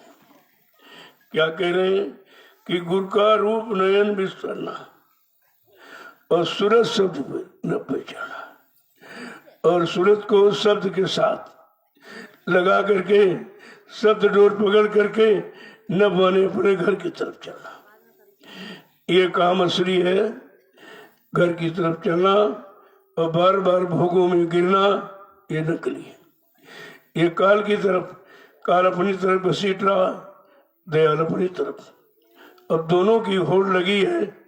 हमें आपको ये समझना है कि हम किसकी पारी में खड़े, दयाल की पारी में कि काल की पारी में खड़े। अभी तक यही नहीं समझ पाए हम खड़े कहाँ। जब खड़ा समझ लोगे तो फिर निकलने की कोशिश करो। हम गलत जगह खड़े हो गए, यहाँ खड़े रहने से कुछ मिलेगा नहीं। इतने दिन खड़े रहे तो क्या मिला, और अब क्या मिलेगा। तो कहते हैं कि गुरु का रूप नयन बिच धरना। जब गुरु के स्वरूप को, गुरु मूरत ही विचधारो, गुरु के चेतन स्वरूप को जब दोनों आंखों के मध्य में या बीच में बैठा लोगे, तब कहते कि मन की गंदगी अपने आप खत्म हो जाएगी। जितनी गंदगी चेहरों के रूपों को पकड़कर इसने इकट्ठा की है, वो सब गंदगी समाप्त हो जाएगी। आगे क्या कह रहे हैं कि सतगुरु स्वामी का नाम सुमिरना, सतगुरु स्वामी का नाम सुमिरना, सतगुरु स्वामी का नाम सुमिरना, सतगुरु स्वामी का नाम सुमिरना, जो अब कहे वही चित धरना, जो अब कहे वही चित धरना, मन रे क्यों गुमान अब करना, मन रे क्यों गुमान अब करना। इससे सतगुरु स्वामी बार बार समझाते हैं। शैतान मन को बार बार मतलब हम समझौती देते हैं बचनों के द्वारा, इसको भोगों से बचाने के लिए ये बार बार समझाते हैं कि सतगुरु स्वामी का नाम सुमिरना, जो उन्होंने नाम दिया है, जो उन्होंने नाम जगाया सिद्ध किया है, का उसी नाम का सुमरण करना। अब जितने नाम आपने अपने अंदर रख लिए, इनका उनका इधर उधर का, उस नाम से तो आपका काम हुआ नहीं। अब सतगुरु स्वामी जो नाम देते, जो नाम जगाया है, उसी नाम से हमारी आपकी जीवात्मा जगेगी, उसी नाम से काम होगा। वही नाम असली धाम मुकाम को पहुंचा सकता है, बाकी ये काम कहीं से नहीं होता। आगे कह रहे हैं जो वो कहे वही चित्त धरना। अब हमें आपको अपने चित्त मन बुद्धि चित्त में उसी को बसाना है, उसी को रखना है, उसी को धारण करना है जो सतगुरु दयाल बताते हैं, क्योंकि उससे हमारा काम होना, वो वही बताएंगे जिससे हमारा काम हो जाए, जिससे ये काल माया का देह छूट जाए, कर्मों के जाल से हम अलग हो जाए, अपने सच्चे घर मुकाम मंडल लोग पहुंच जाए। कहा सतगुरु स्वामी वही बताएंगे, वो यहाँ फंसने की बात नहीं बताएंगे, यहाँ भोगों की तरफ मुड़ने की जाने की बात नहीं बताएंगे। लेकिन हम लोग उनके वचनों को सुनते ही कहा, ये मक्कार मन सुनने नहीं देता है, ये उधर जाने नहीं देता है, ये वचनों को पकड़ने नहीं देता। ज्यादा अगर पकड़ोगे दूसरों को सुनाने के लिए, उसमें लग जाएगा, ना अपना सुनेगा, ना अपना समझेगा, ना समझ करके उन वचनों को धारण करेगा, ना अपने में सुधार करेगा। तो जब तुम्हारा मन सुधरेगा नहीं, तभी काम करो लोग की गंदगी की तरफ भागता रहता है, तभी हम इसको समेट नहीं पाते, क्योंकि हम इसको करनी में नहीं उतारते। केवल बकनी में, सुनाने में, भाषण में, स्पीच में, प्रवचन में, ये सब काम में लगे पड़े हैं, लेकिन अपने शैतान मन को कभी नहीं समझाते। अरे भाई तुम्हारा मन अगर समझ जाए तब तुम सबको समझा सकते हो, क्योंकि जो मन तुम्हारे अंदर वही मन सबके अंदर। जो अपनी बीमारी जान जाएगा दूसरे की ठीक कर देगा। तुम जब अपने मन की बीमारी नहीं जान पाए, बीमारी से मुक्त नहीं हो पाए, और मन से जो भोगों की सबसे कठिन रोग बीमारी उसको नहीं निकाल पाए हो, तो तुम दूसरों का सुधार कैसे कर दो। इसीलिए इतने प्रवचन लोग सुना रहे, सुधार नहीं हो रहा, क्योंकि वो परवचन दूसरे के वचन है, दूसरों के लिए, अपने लिए नहीं लागू किया। अगर वही अपने पर लागू कर ले तो फिर तुम दूसरों को थोड़ी सुनाओगे। तुम जान जाओगे हमारा काम एक ही सुनने और हमारा काम करने में, तो हम सुनाने में समय क्यों खराब करेंगे। हम वही समय अपना करने में लगाएंगे, अपना लाभ प्राप्त करेंगे। लेकिन ये मन लगने की तरफ नहीं है, बकने की तरफ लगा। जब बकने का नशा तुम्हारे पर हो जाएगा तो ये नशा भी तुमको चैन नहीं लेने। चलो आज 10 लोगों को सुनाएंगे, अरे बहुत अच्छा है, बहुत लोग जाग गए, बहुत सुन गए, आ गए, अरे बहुत जाग गए, लेकिन तुम्हारा तो मन नहीं जागा। बहुतों को जगाने से तुम्हारे मन का क्या सुधार हुआ। अरे जब अपना मन सुधरे, अपनी आदतें सुधरे, अपने कर्म सुधरे, तब तो ठीक है। लेकिन ये मन स्वीकार नहीं करता। क्यों? ये वचनों को पकड़ता नहीं है, वचनों को रखता नहीं है। ये समझता कि गुरु के वचन पकड़ लेंगे तो ये सब मौज मस्ती खत्म हो जाएगी, ये भोगों का नशा कर, ये सब रस खत्म हो जाएगा, ये विषय रस नहीं मिलेगा। जबकि वो अमीर रस दे रहे हैं, वो अमृत शब्द रस, नाम रस जिससे अमृत छूता है, जो जीवात्मा का असली भोजन खुराक जब वो मिलने लगेगा तो जीवात्मा बलवती हो जाएगी, फिर ये मन को घसीट करके उधर ले जाएगी। यही रस हमें आपको पीना है निरंतर। इसी रस को जब मीरा ने पिया तो मस्त हो गई एकदम, उसको पागल का। पागल का मतलब समझते, पागल जो पा करके मिल गया, गल गया, उससे मिलाय हो गया, उससे पागल कहते। अरे पागल बन जाओ तो काम ही बन जाए, लेकिन तुम बुद्धि के पागल हो, तुम भोगों के पागल हो, इसीलिए तुम समझ नहीं पाते हो। अगर संयम और नियम ये तुम्हारे अंदर भाव आ जाए तो ये पागलपन, जो भोगों के का पागलपन, ये समाप्त हो जाएगा। फिर हम नाम के पागल, नाम रस के पागल, जो मीरा बनी, सेजो बनी, कबीर बने, नानक, पलटू, रविदास, सब उसी से बने। जो पागल हो गया वो पा गया, वो पा करके मिल गया, अपने को उसी में लौलीन कर लिया। यही तो काम हमें आपको करना था, लेकिन ये काम किसी ने बताया नहीं था। जब बताने वाला आया तो हमने उनको पहचाना नहीं, अपना बना नहीं पाए, अपनी जीवात्मा का उद्धार नहीं कर पाए, और मन पर ये भोगों का नशा हटा नहीं पाए। ये कोई काम नहीं हो पाया। यही सबसे बड़ी अज्ञानता है, सबसे बड़ा भूल भ्रम है, जिस अज्ञानता भूल भ्रम को हम दूर करना ही नहीं चाहते। क्योंकि हम गरुड़ गुमान घोंड में बैठे कि हम भाई उनकी बात क्यों सुने, हम इतने पढ़े लिखे हैं, हम इतने धनवान बलवान बुद्धिमान, ये नशा जब चढ़ा हुआ है तो वो नशा कैसे चढ़ेगा। और तुम कहते हो इसमें है, वो कहते दीन गरीबी धार, तेरे भले की कहूँ, मान प्रतिष्ठा छोड़ तेरे भले की कहूँ।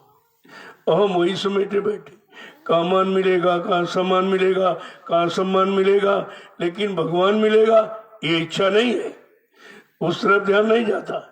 अरे भगवान मिल जाए तो ये सामान सब उसी का बनाया हुआ, ये तुम्हारे पीछे चलने लगे। देखो संत महात्माओं के पीछे सब चल रहा, सब उनके पीछे लो लिए घूम रहे, पैसा ले लीजिए, सामान ले लीजिए, सामान ले लीजिए, ये ले लीजिए, वो ले लीजिए, सब लुटाते घूम रहे। क्योंकि जानते हैं इनको देने में हमारा भला है, इनको देने में हमारा लाभ है, क्योंकि ये भलाई में लगाना जानते हैं और लाभ देना भी जानते हैं। इसलिए उनके पीछे सब ये दौड़ रहा है, सब दौड़ रहा उनके पीछे।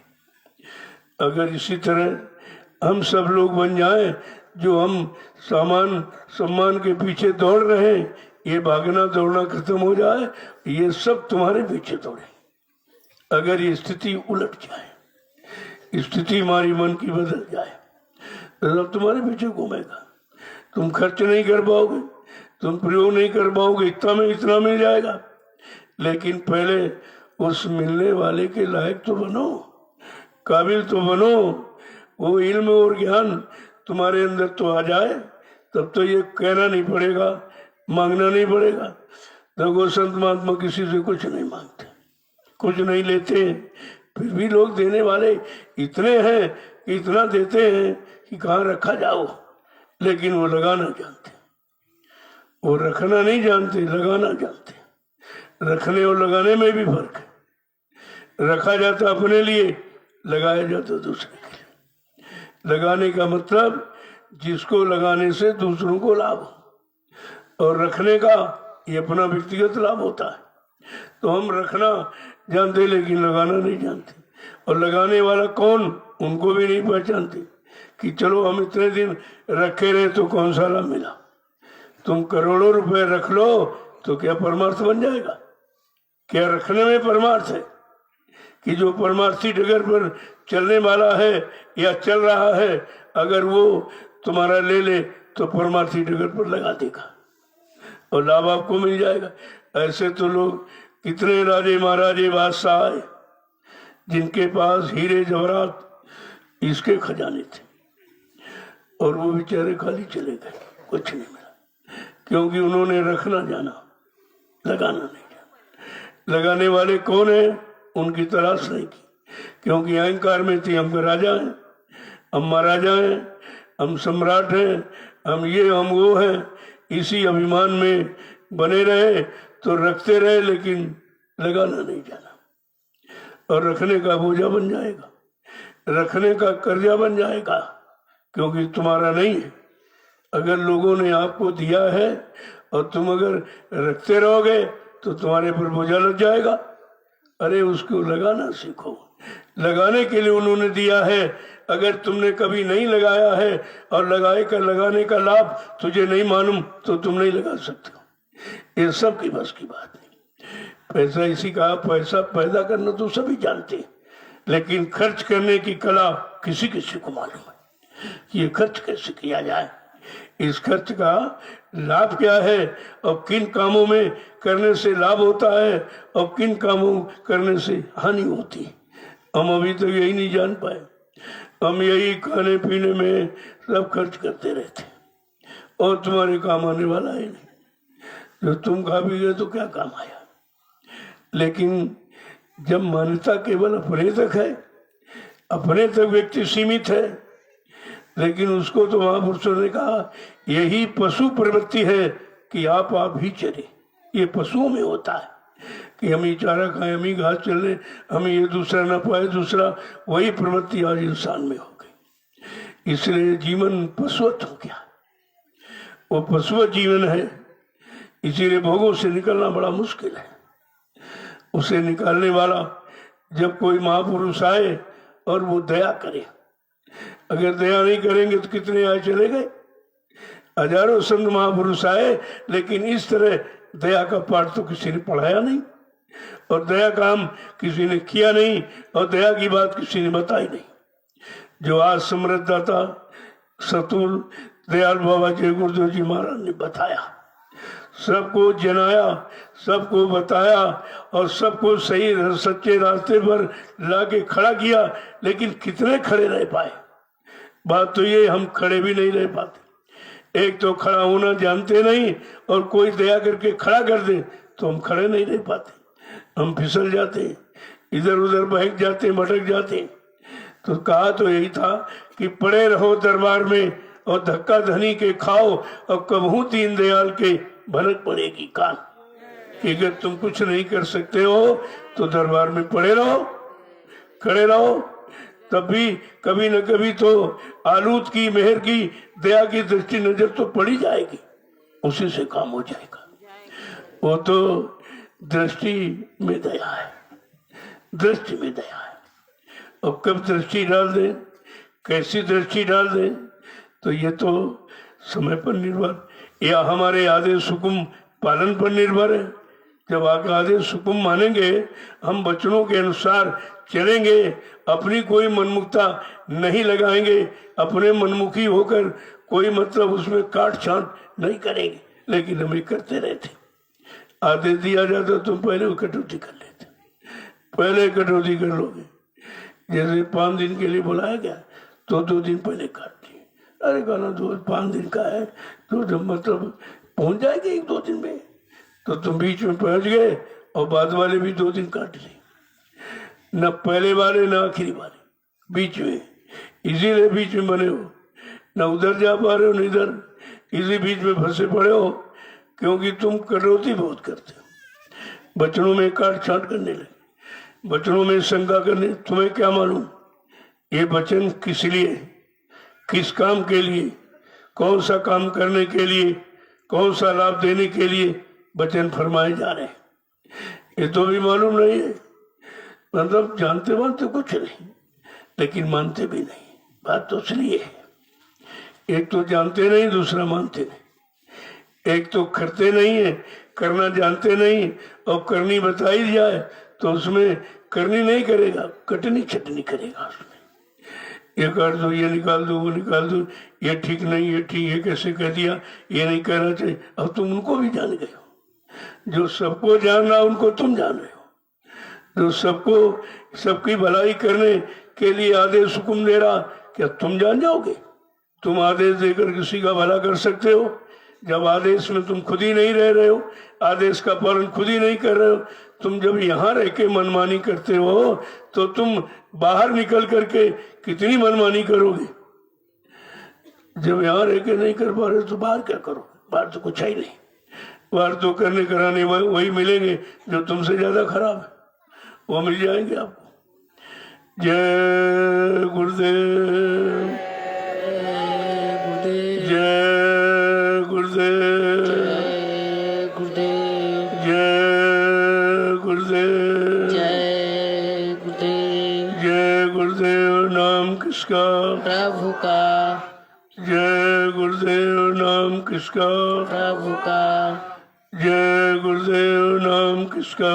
प्रभु का, प्रभु का प्यारा नाम। जय गुरुदेव। रखड़े हो जाइए तो आप लोग बहुत देर से बैठो और तुम बैठे ही रहते हो, खड़े कहाँ होते? वो तो पैर सीधे हो गए, तुम कहाँ खड़े हो? तो पैर सीधे करना खड़ा होना नहीं है। खड़े किस काम के लिए किया गया और किस तरफ चलते भी रोज हो, लेकिन किस तरफ चलने के लिए इशारा किया गया? ये काम तो रोज ही करते हो, लेकिन वो काम कौन से हैं जिन कामों से हम अपने आप को बना सके, कुछ अच्छा बना सके, कुछ अच्छा कर सके, कुछ अच्छा सोच समझ कर अच्छे रास्ते पर चल सके, तभी तो बनना शुरू होगा। चलते तो सभी रोज, कोई बैठा थोड़ी रहता है, लेकिन चलने का मतलब नहीं। इसीलिए खाते हैं लेकिन खाने का मतलब नहीं, सुनते हैं सुनने का मतलब नहीं, इसलिए उसमें लगा दिया सुनना, सुनना ना सुन। क्यों? अगर सुनो तो करो जरूर, फिर ऐसे मत सुनो। जब करना नहीं तो सुनने का मतलब क्या है? इसलिए सब में ना पहले ही जोड़ दिया गया। अब उसी का मतलब अभी तक नहीं समझ पाए। चलना, चलना अगर चलना नहीं जानते हो और किधर चलना, किस काम के लिए चलना, तो चलना मत, से बैठना ठीक है। तो बुरे काम के लिए चल पड़े आप, बुरी जगह जाके चल पड़े, तभी तो चले हो। लेकिन चलना किधर है? कहना, तभी तो महापुरुषों ने कहा कि भाई देखना लेकिन तकना मत, खाना पर छकना मत, चलना पर थकना मत। ये सब क्यों जोड़ा है साथ में? कि जोड़ा इसलिए है कि हम आप सही जगह जुड़ नहीं पाए। जुड़ने का मतलब है कि हम सही जगह जुड़ नहीं पाए। अगर जुड़ जाएंगे सही जगह, फिर कभी अलग नहीं होंगे, क्योंकि वहां अलग होने का प्रश्न ही नहीं। वहां तो सच्चाई अच्छाई के लिए हम जुड़े हैं, सही सच्चे अच्छे रास्ते पर चलने के लिए जुड़े। लेकिन अभी जुड़ना भी तो नहीं मालूम। अगर सब लोग सही सच्चे रास्ते के लिए जुड़े होते तो ये 45 करोड़ गुरु की शरण छोड़कर क्यों भाग गए? क्यों हट गए? क्यों भाग गए सब? क्योंकि तुमने गुरु की शरण में जाकर उनकी सच्चाई अच्छाई को नहीं पकड़ा और अपने जीवन में नहीं उतारा, और इसीलिए कोई लाभ नहीं मिला, तो फट से तुम अलग हो गए और सबके सब अलग हो गए। देखो तो बड़े आश्चर्य की बात है।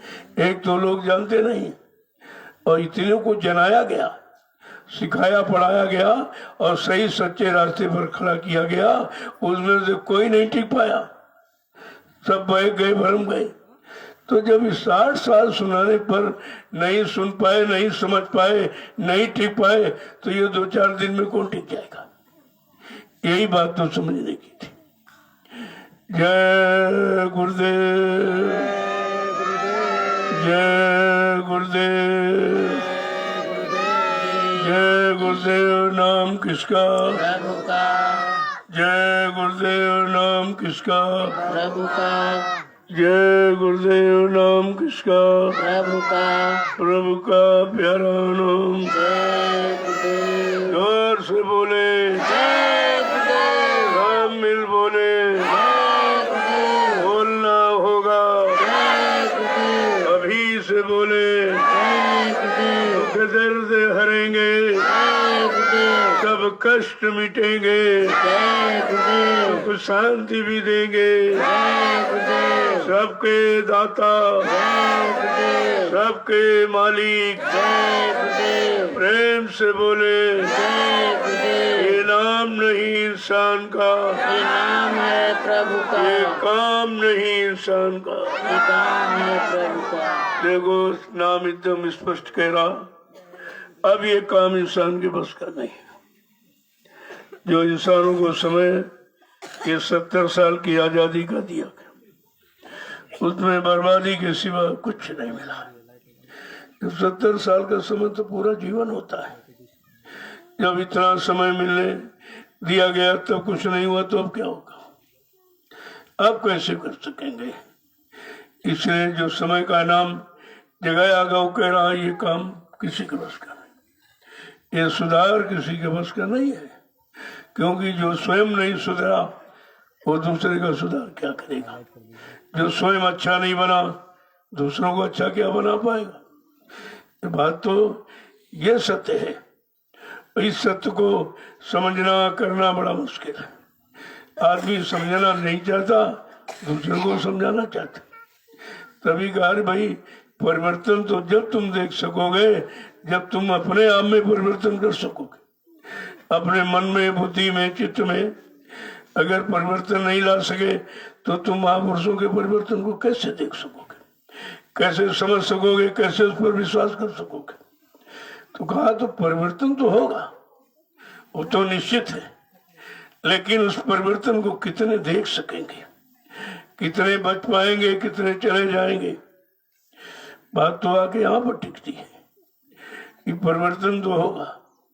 कहा सतयुग आएगा जरूर, पर पृष्ठभूमि बन जाने दो। अब पृष्ठभूमि बनने में कितनी देर है कि जितनी देर हमारे आप को समझने में, हमारे आप को सही सच्चे रास्ते पर खड़े होने में और सदगुरु के वचनों को मानने में, उनके आदेश को, उनके इशारों को मानने में देर है, तभी देर है, उधर कोई देर नहीं।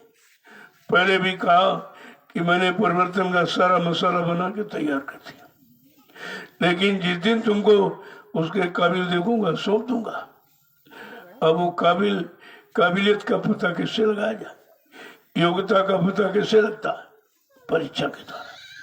बच्चा अगर साल भर पढ़ता रहे लेकिन अपनी योग्यता नहीं बता सकता, अपना डिवीजन नहीं बता सकता, वो तो कौन बताएगा? परीक्षा दूसरों की इच्छा पर निर्भर है। इसलिए परीक्षा के काबिल तो हम आप नहीं थे, लेकिन स्वयं सद्गुरु ने अपनी परीक्षा, ऐसा भी कभी सृष्टि में नहीं हुआ। विधान तो ये है कि गुरु ने शिष्यों की परीक्षा ली, लेकिन ऐसा समृद्ध दाता दयालु आया कि जो अपनी परीक्षा दी, और परीक्षा गुरु ने दी और फेल हम आप हो गए। देखो तो पहले कैसा आश्चर्य है कि परीक्षा गुरु ने दी और फेल शिष्य हो गए, और एक नहीं सब फेल हो गए, एक भी नहीं बचा, एक भी नहीं टिका बचा शरण में। जो ये कहा जाए कि चलो बीज तो बच गया, बीज भी नहीं बचा। लेकिन संत महापुरुष अपना बीज सुरक्षित रखते हैं। संत बीज बिन से नहीं आए पड़े जो झोल, और कंचन दृष्टा गिरे घटे न ताको मोल। अगर सोना को नाली में डाल दो और फिर धो के ले जाओ, क्या कीमत कम हो जाएगी? उस पर असर नहीं होता है, गंदगी का असर उस पर नहीं होता। इसी तरह जो सदगुरु का जीव है, जिसने उनके वचनों को माना है, जाना, उनको पहचाना है और उनके वचनों पर कुर्बानी दी है, वो कभी अलग नहीं हो सकता और उसे कोई अलग कर नहीं सकता। तो इसीलिए कहा भाई कि संत बीज नीच घर उपजे तो वो संत का संग। वो कहीं किसी परिवार जाति में हो जाए, इससे क्या मतलब, लेकिन वो जो करते रहता है, उसमें जाति का, परिवार का, इनका उनका कोई असर नहीं पड़ता। और जब शरीर आया तो कहीं कहीं तो परिवार में जन्म लेते ही हैं, कोई ना कोई माँ बाप तो बनते ही हैं, कोई ना कोई जात बिरादरी तो उनकी होती है, लेकिन वो इसमें नहीं रहते। इस जात बिरादरी एक सीमित परिवार में कभी नहीं, कि उनका तो पूरा देश ही उनका परिवार है। उस परिवार के लिए आते हैं, उस परिवार के लिए काम करते हैं, और अपने को किसी जाति में, किसी परिवार में नहीं बांधते। कहा ये पूरा देश ही मेरा परिवार है और ये मानव जाति ही मेरी जाति है। तो जब उनका इतना विस्तृत दृष्टिकोण होता है और हम सीमित में बैठे हुए, सीमित दायरे में उनको समझते, तभी तो हम शंका में चले जाते। शंका संदेह बोल भर में जाने का कारण यही कि उस विशाल को आप सीमित में समझना चाहते हो, ये बोल है। उसी बोल से काम बिगड़ जाता। जय गुरुदेव, जय गुरुदेव, जय गुरुदेव, जय गुरुदेव, जय गुरुदेव। नाम किसका? प्रभु का, जय गुरुदेव। नाम किसका? प्रभु का, प्रभु का प्यारा नाम। जय गुरुदेव। तो वही हमेशा जानकारी रखो। समय का नाम समय से काम देता है, काम करता है। पिछले आए थे, चले गए, उनको याद करने से हमारा काम नहीं होगा। हमारा काम तो समय की जगह नाम से होगा, समय की जगह महापुरुष से होगा। समय की जगह महापुरुष से ही हमारी जीवात्मा जगेगी और घर पहुंचेगी। इस बात को भी पकड़ के रखना चाहिए। जब इन वचनों को समझ लोगे तभी तो काम बन जाएगा। अब पिछला इतिहास वर्तमान के इतिहास को मजबूत करता है। अपनी मजबूती के लिए हम पिछले इतिहास को दोहराते हैं कि भाई उस समय काम करने वाला कौन आया था, किसने किसने उनका साथ दिया, किसने उनकी बात को माना समझा और बात मानकर चले, उनके साथ जुड़ गए, उनका इतिहास बन गया। जो विरोध में रहे सब मारे गए। इतिहास तो ये बताता। अगर उसी इतिहास को समझकर हम अपने समय कलयुग के इतिहास को समझ लें तो फिर समझने में कोई भूल नहीं होगी, कोई भूल नहीं, कोई शंका नहीं होगी। इसीलिए तो ये पिछले इतिहास लिखे गए कि पिछले इतिहासों को पढ़कर अपने समय इतिहास को समझ लो और कर लो, तो तुम्हारा भी इतिहास में नाम हो जाएगा। अब विरोध करने वाला, निंदा आलोचना बुराई करने वाला, उसका तो इतिहास में नाम तो आया लेकिन श्रद्धा से नाम नहीं लिया गया, बुराई के दृष्टिकोण से नाम लिया गया। तो बात तो इसलिए है, तो हमें आपको अपनी समझ पिछले इतिहास को पढ़कर पैदा करनी चाहिए। तब हमारा भी काम हो जाएगा, हमारा भी इतिहास बन जाएगा, हम भी इतिहास के एक सफल पात्र बन जाएंगे, तो लोग तुमको भी याद करेंगे। जय गुरुदेव, जय गुरुदेव।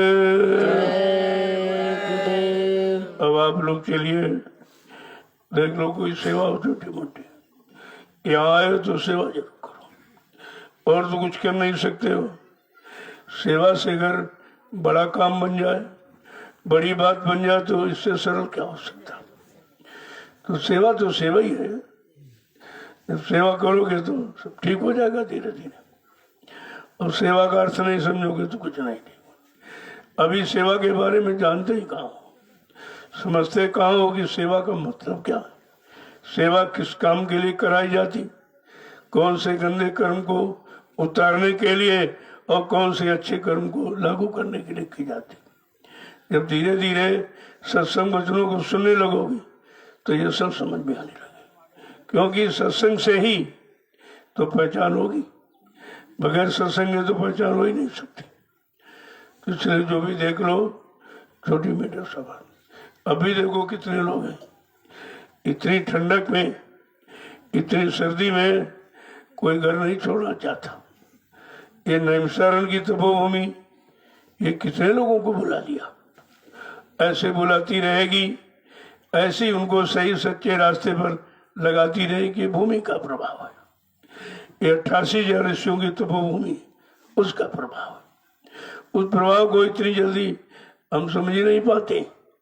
तो इसलिए 88,000 ऋषियों की तपोभूमि का प्रभाव क्या है, इसका लाभ क्या किसको मिलेगा, वो भी संत महापुरुष ही जानते हैं। तो उन्होंने जो रामचरितमानस लिखी वो गृहस्थ संत थे। गोस्वामी जी महाराज गृहस्थ संत थे। वो गृहस्थी में रहकर उन्होंने उस वाणी को पाया। इसीलिए कलयुग में संतों ने गृहस्थ आश्रम को की प्रधानता दी है। लेकिन पहले गृहस्थ आश्रम के क्या नियम है, क्या सिद्धांत है, क्या उसूल है, पहले उनको समझोगे तब।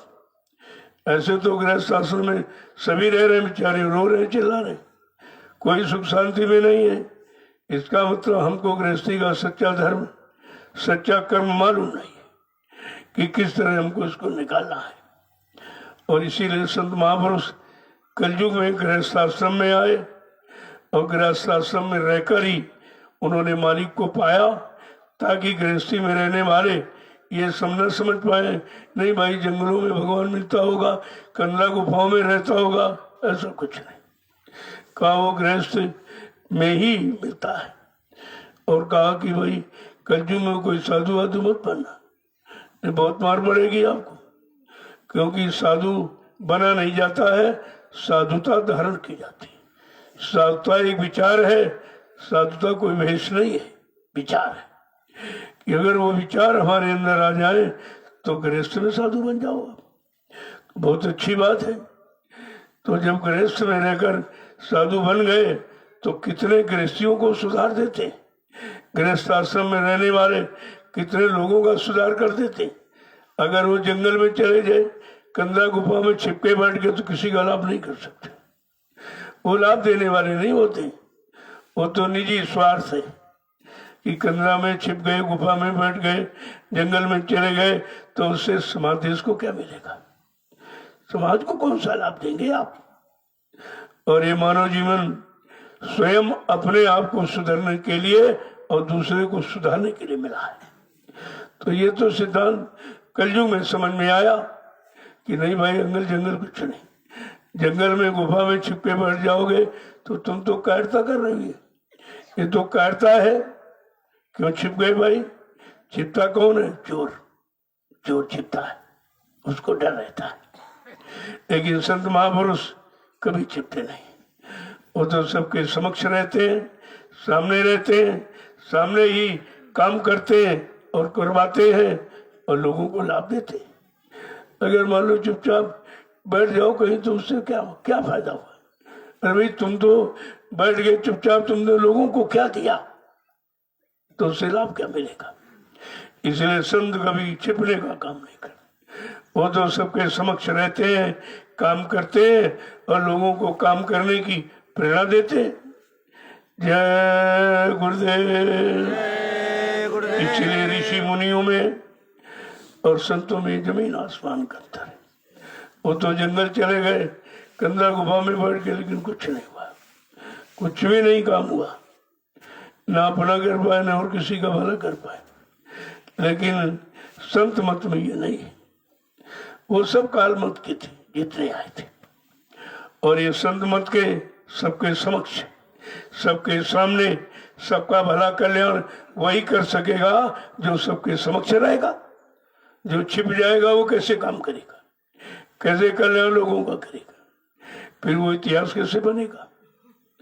तो ये चीज तो अब समझ में आई जब कलयुग में संत पधारे और उन्होंने सच्चा रास्ता हमें आपको दिया, हम आप उनके बताए सच्चे रास्ते पर चले, तब सच्चाई का ज्ञान हुआ कि सत्य क्या है। जय गुरुदेव, जय गुरुदेव, जय गुरुदेव। नाम किसका, जय गुरुदेव। नाम किसका, प्रभु का प्यारा नाम। अब आप लोग चलिए अपनी बड़ी सेवा, कोई सेवा रह गई वो मिट्टी की थोड़ी बहुत, उसे देख लो, ये बहुत बड़ी सेवा है। ये मिट्टी तो देखने में है, वैसे मिट्टी तो शरीर में मिट्टी है और एक दिन मिट्टी में मिल जाएगा ही। लेकिन मिट्टी में मिल जाने के पहले ये शरीर से वो काम कर लो जो दोबारा मिट्टी में न मिलना पड़े या आना भी न पड़े। अगर इस छोटी सी मिट्टी की सेवा से वो काम हो जाए तो ये मिट्टी है। यही बात तो लोगों को समझनी चाहिए। जय गुरुदेव। अब चलो आप लोग, चलो सेवा मिट्टी में चलिए। चलिए, देखो आश्रमवासी कहीं नहीं जाएंगे। और राष्ट्र हित में जो संदेश होने जा रहा है देवरिया जिले में, वो राष्ट्र के नाम संदेश होगा और मिला जुला मतलब होगा तो गृहस्थाश्रमों के लिए भी लेकिन मेन तो राष्ट्र के लिए कि व्यवस्था राष्ट्र की बिगड़ी, इसलिए राष्ट्र के हित में संदेश देना बहुत जरूरी है। जो राष्ट्रभक्ति मतलब राष्ट्रीय संपत्ति का दुरुपयोग करने वाला कभी राष्ट्रभक्त नहीं हो सकता, चाहे वो राष्ट्रीय खजाना हो, चाहे राष्ट्रीय कोई व्यवस्था हो। ये सब हमारे आपके लिए है और हमें आपको उसकी सुरक्षा करनी चाहिए, लेकिन कहीं कुछ नहीं, सुरक्षा का तो नाम नहीं। जब तोड़ फोड़ आंदोलन करोगे तो नुकसान किसका होगा? राष्ट्र का। और राष्ट्र तुम्हारा, तुम राष्ट्र के हो, तुम अपना ही नुकसान कर रहे हो, अपने सामान को तोड़ फोड़, अपनी व्यवस्था बिगाड़ रहे हो। तो ये भी तो लोगों को समझना चाहिए। लेकिन संत मत ऐसी शिक्षा नहीं देता। कोई तोड़ फोड़ आंदोलन, कोई धरना गिराव रैली पे ये काम नहीं होता। और ये सब नुकसान ये राष्ट्रीय संपत्ति का दुरुपयोग करने वाले, राष्ट्र को गलत सही दिशा की तरफ ले जाने वाले, इसलिए ऐसे अनैतिक कार्य कोई नहीं करने हैं जिससे समाज देश का नुकसान हो, समाज देश में रहने वाले जीवों का नुकसान हो, उनकी सुविधा खत्म हो जाए, उनकी शांति भंग की जाए। ऐसा कोई काम नहीं करना चाहिए। ये राष्ट्र के हित में संदेश होगा देवरिया जिले में, और सब राष्ट्रभक्तों को सुनना चाहिए, क्योंकि सभी राष्ट्रभक्ति करना चाहते। जब तक राष्ट्रभक्ति का मतलब नहीं आप समझोगे तो राष्ट्रभक्ति करोगे कैसे? वो तो आपको समझना पड़ेगा और सुनना पड़ेगा। तो राष्ट्र के हित में, राष्ट्र के नाम संदेश देवरिया जिले में होगा। वो गणतंत्र दिवस की पावन बेला पर, और सभी राष्ट्रभक्तों, देशभक्तों, समाज भक्तों, परिवार भक्तों को सबको ये सुनना चाहिए। अरे भाई, परिवार एक छोटी व्यवस्था है और देश एक बड़ी व्यवस्था है, बस इतना अंतर है। इकाई तो वही है, इकाई तो परिवार ही है। अगर इकाई खत्म हो गई तो सब खत्म हो गया, पूरा सिस्टम बिगड़ जाएगा। आज परिवार बिगड़े हैं, इसलिए समाज देश बिगड़ा दिखाई दे रहा है। परिवार नीति तो लोगों के अंदर समझाई बताई नहीं गई कि परिवार में रहकर हमें आपको किस तरह रहना। जो परिवार में रहना सीख जाएगा वो समाज में रहना सीख जाएगा, जो समाज में रहना सीख गया वो देश में रहना सीख जाएगा। वो तो एक व्यवस्था, एक कड़ी है, वो आपको समझनी चाहिए। जय गुरुदेव, जय गुरुदेव। इसीलिए ऐसी पावन राष्ट्रीय पर्व गणतंत्र दिवस की पावन बेला पर राष्ट्र के हित में जो संदेश होगा उस सबको सुनना चाहिए, सबको सुनना चाहिए। बगैर गुरु भक्ति के राष्ट्रभक्ति तो आ ही नहीं सकती। राम ने पहले गुरु भक्ति की थी, तब उनको गुरु ने उनको शासन करना सिखाया, राजनीति उनको सिखाई थी कि वनम प्रथम तिलक वशिष्ठ मुनि कीना। ऐसे नहीं, उनको तिलक किया कि अब तुम राजा बनने के योग्य हो। मैं ये प्रमाणित करता हूं। जब गुरु प्रमाणित कर देता है तब वो सेवा कर सकता है, और बगैर गुरु प्रमाणित का मतलब उनकी दया कृपा जिस पर हो जाए वो सब कुछ काम कर देगा। और यहाँ किसी का कोई गुरु नहीं है, अपने मन से बैठ गए तो तभी तो मनमानी हो रही।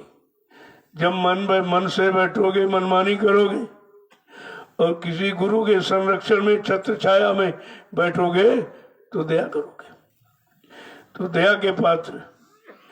तो अपनी भारत की तो राजनीति बड़ी अनोखी है, और धार्मिक राजनीति, वो भोगों की नहीं है, वो मतलब सेवा की राजनीति। सेवा और भोग में फर्क है। अन्य देशों की राजनीति भोगों की है और भारत देश की राजनीति सेवा की है। इसीलिए गुरुओं ने सेवा का पाठ पढ़ाया और उनको सेवक बना दिया, तब उन्होंने देश की सेवा की, देश के प्राणियों की सेवा की उन्होंने। ऐसे थोड़ी हो जाएगी सेवा। और यहाँ सेवा का पाठ कोई पढ़ते नहीं, सब अहंकार, गरुण, गुमान, घमंड का पाठ पढ़े बैठे। तो इसीलिए तो व्यवस्था बिगड़ गई।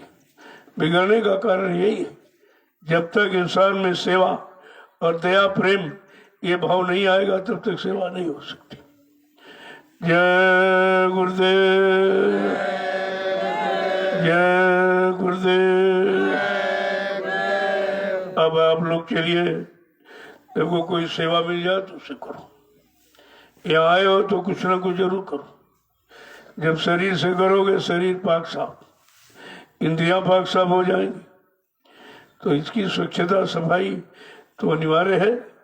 जब शरीर यानी मन बुद्धि चित्त जब साफ होगा तभी तो कोई अच्छा काम करेंगे। अगर ये गंदा रहे तो आप अच्छा काम नहीं कर सकते। इसी की गंदगी नहीं हटी है तभी तो लोग अच्छा काम नहीं कर पा रहे। अगर ये गंदगी खत्म हो जाए, और ये गंदगी कहीं से जाएगी नहीं। बिना संत महापुरुषों के वचन वाणी के, बिना उस वचन वाणी को अपनाए, अपने जीवन का आधार बनाए तो सुधार हो ही नहीं सकता। आधार ही सुधार है, लेकिन आधार लोगों को मालूम नहीं। ये सब मान सम्मान का आधार बनाए हैं। और महापुरुषों का दीन गरीबी अगर ये आधार बना लो तो तुम समाज की सेवा कर सकते हो। तो अभी तो सेवक और सेवा का भाव नहीं तो सेवक कैसे बना, और सेवक नहीं तो सेवा नहीं होगी। तो सेवक का सब तो खत्म हो गया, इसीलिए सेवा भाव चला गया। सेवा भाव चला गया तो आपसी प्रेम प्रतीत सब खत्म हो गई और सब लोग परेशानी में हो गए। हमारा सबका पारिवारिक जीवन, सामाजिक जीवन, व्यवहारिक जीवन कष्ट में हो गया। मुसीबतों में, झगड़ों में, बीमारी महामारियों में चला गया। जो सुख शांति में था वो सब इसी में चला गया। तो इसी की तो हमें आपको सुधार करना है। जब सुधार करोगे, खुद सुधरोगे, तब सुधार कर सकोगे।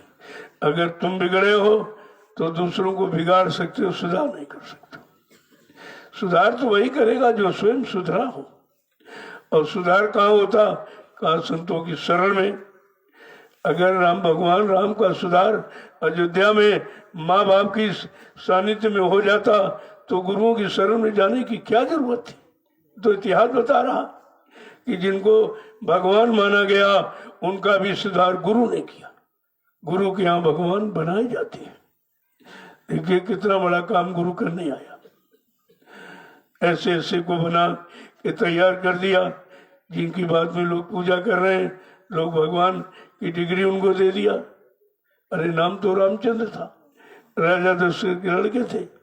जैसे तुम्हारा नाम तुम्हारे भी माँ बाप, उनके भी माँ बाप थे, लेकिन उन्होंने गुरु का पूरा सानिध्य पाया था। गुरु के पूरे हुक्म आदेश का बिल्कुल पालन किया था। रह करके आश्रम में ऐसे थोड़ी बन पाए थे। और आपको भी अवसर मिला है, आप भी बन सकते हो। लेकिन अहंकार जब बनने दे तब तो, अहंकार उनके पास जाने दे तब तो कुछ होगा। जब आया अहंकार किया करे सब बेकार, कुछ नहीं बचा। जय गुरुदेव। अब आप लोग चलिए, देख लो इतना बड़ा आपका आश्रम है। ये सब व्यवस्था तुम्हारी है, किसी और की नहीं है। तुम्हारी गाड़ी कमाई से व्यवस्था बनी और उसी से बन भी रही है। और ये व्यवस्था आपकी है कि आपकी गाड़ी कमाई से बनी। इसलिए इसको अपना समझो। जब इस व्यवस्था को अपना समझने लगोगे तो अपनापन आ जाएगा, फिर कोई नुकसान नहीं होने दोगे। और जब समझोगे नहीं नहीं ये तो संगत का, भाई संगत किसकी? संगत किसकी? गुरु की। और हम सब गुरु के। बात तो वहीं पर आके टिकती। इसलिए चलो देख लो कोई सेवा भाव तो लोग बड़ा एहसास कर रहे। जो आप ये खड़े हो ऐसी सर्दी के मौसम में, घर बार छोटी मोटी तपस्या नहीं है। ये युग की समय की बहुत बड़ी तपस्या, जहाँ लोग घर से निकलना नहीं चाहते, बिस्तर से बाहर होना नहीं चाहते। आज कितने लोग इस जंगल में ऐसी ठंडक में खड़े हैं, सेवा कर रहे हैं, सत्संग सुन रहे हैं, भजन कर रहे हैं। ये थोड़ा काम है, ये छोटा मोटा काम नहीं, बहुत बड़ा काम। और यही काम लोगों को सीखते देखा। जब शिक्षा मिल जाएगी तो सब अपनी जगह खड़े हो जाएंगे। जब अपनी जगह खड़े हो जाएंगे तो अपना काम हो जाएगा। अभी हम अपनी जगह नहीं खड़े, अपनापन अभी आया ही नहीं। देश को अपना नहीं समझते, समाज को अपना नहीं समझते, देश के लोगों को अपना नहीं मानते। अभी अपनापन आया ही कहाँ, सब परायापन है। केवल अपना बन जाए, अपनी प्रतिष्ठा, अपना अधिकार, अपना पद, तो ये जब ये घुसा है अंदर में, तब फिर सेवा भाव कैसे आएगा। जय गुरुदेव। अब आप लोग चलिए देख लो कोई सेवा वो हो, और यहाँ रहो जब तक कोई ना कोई सेवा करते रहो। क्यों घर बार छोड़ के आए हो तो कुछ करके जाओ, कुछ लेके जाओ, कुछ छोड़ के जाओ। जब लेना छोड़ना दोनों समझ लोगे तो फिर बनने में कितनी देर लगेगी। छोड़ना भी जाओ भाई, क्या यहाँ छोड़ के जाएं और यहाँ से क्या लेके जाएं। जब ये दोनों स्थितियों की जानकारी हो जाएगी तब फिर ये जो परिस्थितियां हैं ये ठीक हो जाएंगी। सुधार तो ऐसे ही होगा। जय गुरुदेव। चलो आप लोग चलिए सब लोग मिट्टी से चलिए।